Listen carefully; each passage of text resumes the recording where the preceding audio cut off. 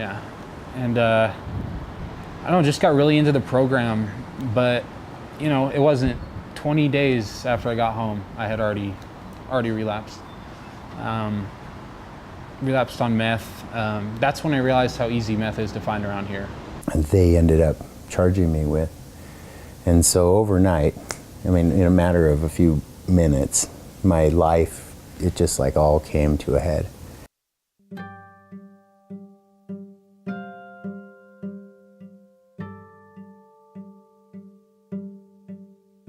Addiction, there's nothing easy about addiction. Addiction, it really infects and creates an illness in the soul. Looking back now, I can see that there's nothing in this world that I can't turn into heroin or meth, you know. I'm an addict 100%, and there's nothing that I can't get addicted to if I want to, I will.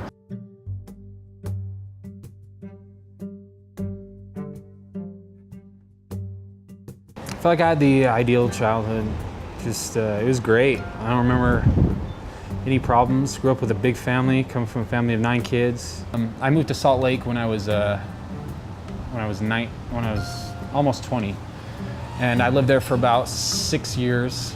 I had very little to no contact with my family while I was living there. That's when the drug world expanded for me, and I got into the hard stuff. Meth and heroin were the 2 addictions down there. Down there, you can get it on any street corner. You know, you just know who to talk to, and it got bad. I was a heroin addict for about 2 years, doing meth with it every day, and you know, withdrawing every 2 or 3 days, and it was the most miserable experience of my life.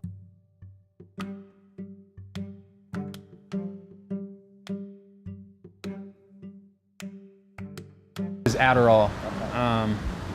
Pills, basically, anything I can get my hands on, but Adderall's huge around here. Everybody and their dog has a prescription of Adderall, and people that are prescribed it, for some reason, don't like it, but realize that they can make a lot of money selling it. So that was I would say my first real addiction, to the point where it started changing me, and I noticed myself doing things that I thought I would never do. I got in a car accident in 2003, and I was overprescribed some pain pills, and knowing that I could not only address the physical pain with those pills, but I could address my emotional pain and insecurities, that's when my dabbling and using recreationally really turned into a dependence. And I was outside mowing my lawn on a Saturday afternoon in the sun. I still remember listening to the song I was listening to, which was Parallel Universe by Red Hot Chili Peppers, and an unmarked DEA agent pulled up to my house. And I turned off the lawnmower, and he came up to me, and he served me 4 felonies and a misdemeanor. And all of my actions leading up to that point all of a sudden came to a head. Currently, one of the big trends we're seeing is opiates. Heroin, fentanyl. A lot of that's exploding, really, not just in Idaho, but across the country. And it's an incredibly dangerous classification of drugs.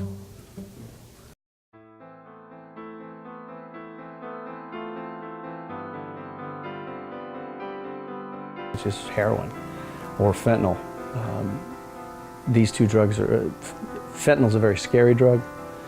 Fentanyl is, by comparison to other known opiates, it's 100 times more potent than morphine. So it's a very, very potent drug. And a year ago, on the East Coast, they were seeing people combining heroin and fentanyl, and rashes. Just tons of people were dying of overdoses. It's come down, but it's not gone away. That one did. That one stayed with me, because the young man that I put in the bag physically was similar to my youngest son. And you know, I just knew that this kid's family is devastated, and their life's going to completely change. And it was a collection of poor decisions that led to his death. And when they're that young, that's horrific, because their whole life's ahead of them. I lost my kid. I lost my wife. I lost my freedom. I lost a lot. All because of addiction. Why do I have addiction? I asked. Why did I get cursed with addiction when my other friends tried it too and they didn't become homeless junkies? You know? In that prayer, I let him have it, man. I said things that I didn't ever think I would utter in a prayer. My words were as real and as honest as they've ever been. And you know what? As the poison flowed out, the love flowed in. And since that day, I have known that no matter what I do or what I've done, that he'll always love me. Just like there's nothing that these twins could ever do that would stop me from loving them. Nothing. Even if they become as heinous as I was, I'll never stop loving them.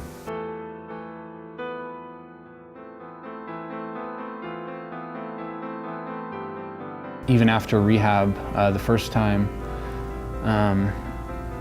I felt like I had grown so much, but when I relapsed, I didn't just pick up where I left off, but I pick up where I would have been had I never quit in the first place. And it's that much worse, just instantly right back into it, like nothing ever changed.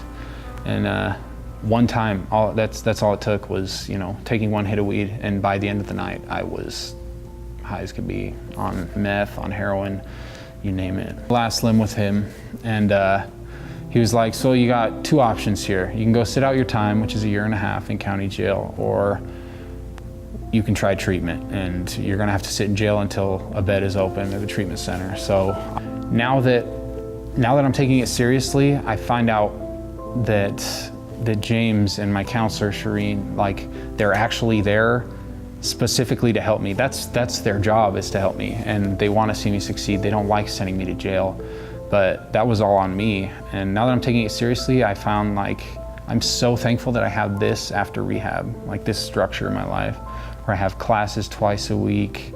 I got to meet with James once a week. I've got to do so much community service, work so many hours a week. So it just keeps my life on track. And also having 1.5 years over my head is a good deterrent from going back. I have chosen to rely on him every single morning.